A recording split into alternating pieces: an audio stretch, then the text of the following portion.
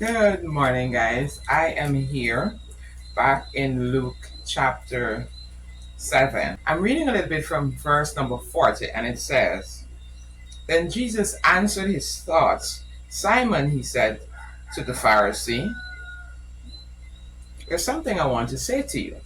And then he says, Go ahead, teacher. And then Jesus told him a story, and he told him the story about a man who had loaned money to two persons.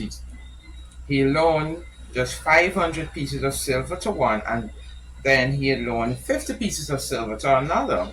And then neither of them could repay, and so he forgave them. And so he asked the question, which one of them do you believe loved him more after that?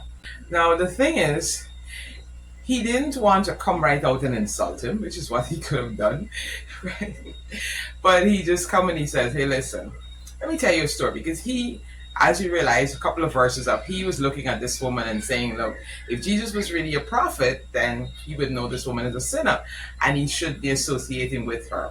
And so Jesus asked him a simple question. He says, hey, listen, which one of these people you think is going to love me more? And many of us tend to look down on other people. We want to say, like, they now coming to church, they this so word, they this so bad, they this all these different things. But the reality is, so are we. None of us were all that until we met Jesus. And so looking down on other people, judging other people because you think they had more sin than you, is not the way to go. Be grateful. I'm grateful. I don't, people be like, but you grew up, nice and sheltered and so on. But I did wrong things. I know I did wrong things, and I know God knew. And so when I found his forgiveness, I was grateful, and I'm still grateful. I'm grateful every day because I'm not perfect, and there's times I slip and I stumble, and I'm glad that he's a forgiving God. And the Pharisees, they used to think that, they were all that, they were the righteous people, they were the religious people, and so they looked down. This woman, whatever sin, she was a known sinner. It was public knowledge, and sometimes because other people's story public, we tend to beat them down about it, but we have our own private things, we might think of people who lie, they publicly lie, but then there's iniquity in our heart. We've got bitterness and, some other deep thing, you hate this person, you don't like this person, and all those kind of things within your heart. And so I want us to think about that as we go into today. Remember, that we all have fallen short.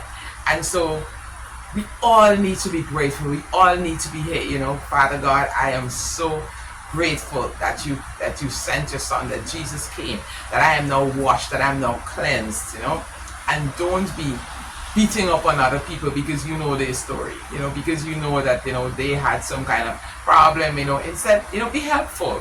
If it's something that you got over, you can lend a helping hand, you can give a word of advice, you can say, hey, this is how I got rid of that, if you're addicted to something and they're addicted to something now, you could be like, hey, the best way to get rid of addiction, pray X, Y, Z, and so on, so I want us to think about that. Remember that, I am forever grateful. I'm forever grateful for what he did for me.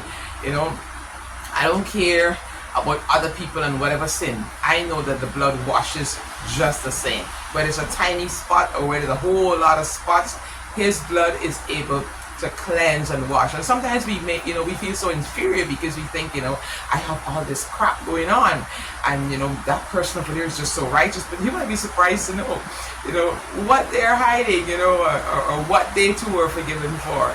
So let's just be grateful for God's forgiving power, his healing power, and the fact that he is so patient with us as we go through this life. All right? That's my word of encouragement to you today. Remember, he loves you, and I do too. Be blessed. Have a wonderful Wednesday.